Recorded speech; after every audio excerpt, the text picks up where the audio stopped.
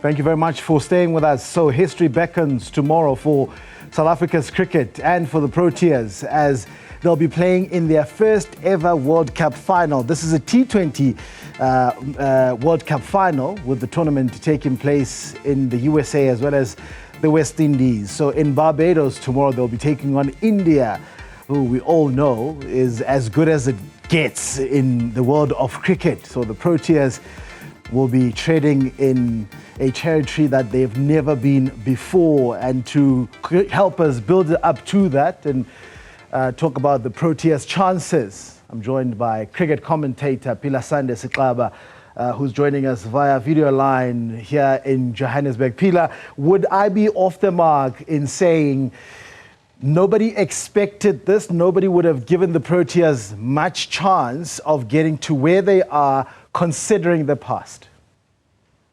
No, absolutely, Benjamin. I mean, spot on, especially how they've done it as well. To go unbeaten all the way through to the final is something that is just amazing and probably unexpected from a lot of South Africans. But it's a side now that is very much experienced. There've been so many opportunities in the past that they've let up to be able to play in a men's T20 World Cup final or any final for that matter. So very much a battle-hardened side that can possibly go and do the unimaginable for South Africa. A lot of people have dreamt for this moment, but I don't think a lot of people would have thought that it would have been possible.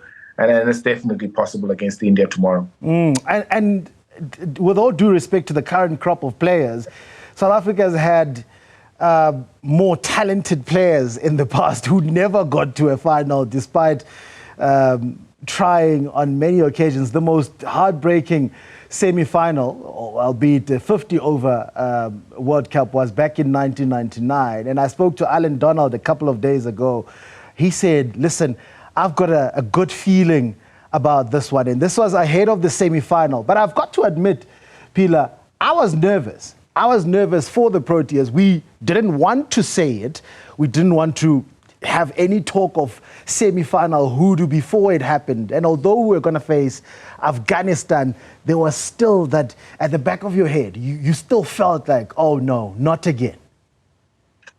No, absolutely. I mean, this entire World Cup campaign has just been nervous. I mean, we've been sitting in the commentary box and have to call one-run wins, one-wicket wins, last over wins, one ball wins.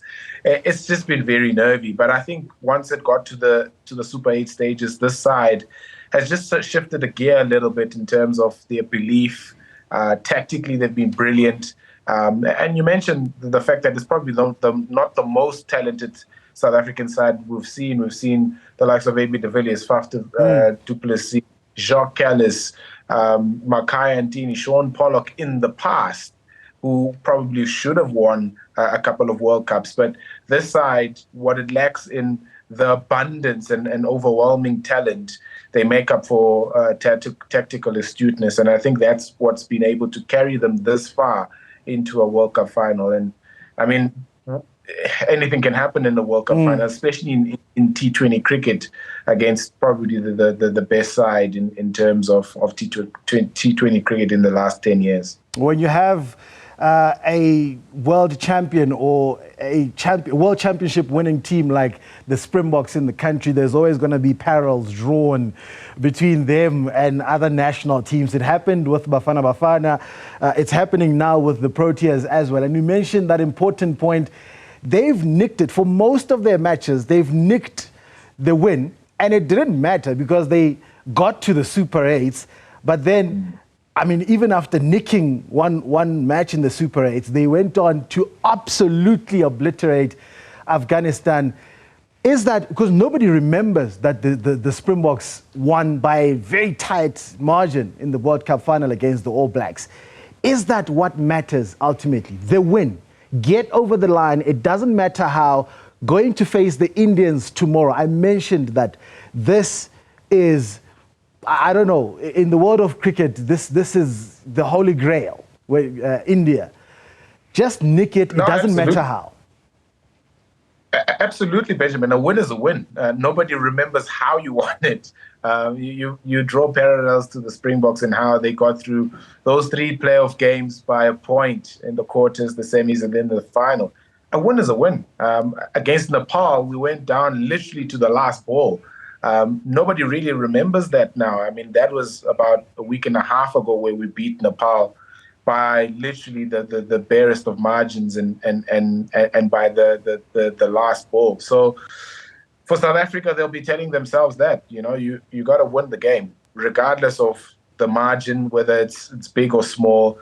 And for them, it's do or die. And there's 2 sides that are desperate to win this competition for similar but different reasons. India, since the advent of Indian Premier League, they haven't won the T20 World Cup. They sort of the custodians of T20 cricket in terms of franchise cricket since 2008. The last time that they won the T20 World Cup was in 2007. That's pre-IPL cricket. And of course, we know South Africa, they've never won a men's senior global event. And it's set up for one of the best finals that you can possibly imagine. Phila, let me ask you now a question about the game itself tomorrow. What do you do? You're Aiden Markram, you win the toss. What do you do? Because there's been questions about the Proteas chasing game, and he admitted that had they won the toss against Afghanistan, he would have also elected to bat first. They didn't, they lost it, and they ended up having to field. It turned out to be the best decision. But do they bat first, avoid chasing against an Indian side that we know spin bowling is their speciality? What do they do? How do they counter the spin bowling at the top of the order, your Markrams, your Quinton de Kooks? What happens then technically?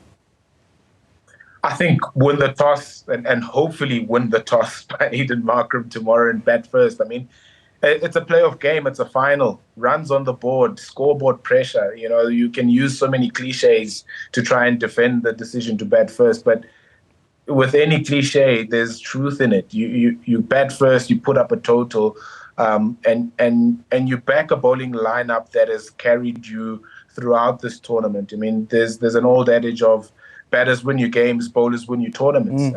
And South Africa's bowlers have the potential to win this tournament by virtue of what they've done in the group stages and in the Super 8s, and then that playoff against Afghanistan in the semi-final. So bat first, make sure that you minimize the threat that the 12 overs of spin that Jadeja, Akshar Patel, and Kuldeep Yadav will send down at you. If South Africa can be able to minimize the threat that those 3 spinners have, and they've got a potentially huge threat, those 3 spinners of India. So if they can marginalize how, they come into the game, David Miller is going to be key. Heinrich Klaasen is going to be key in that regard, to be able to make sure that they attack the spinners and make sure it's not something that works against South Africa and gets India into the game. So hopefully it's something that South Africa can do, win the toss, bat first, and really hope for the best in terms of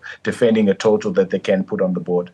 Phila, I wanted to put you on the spot to ask you whether South Africa will be lifting the trophy. I see you nodding or just shaking your head furiously there to say, no, don't, I will not. But thank you so much for your time. That's Philasande Sixaba. He's a cricket commentator with SuperSport, just talking to us about the Proteas' chances of finally getting that proverbial monkey off their backs tomorrow.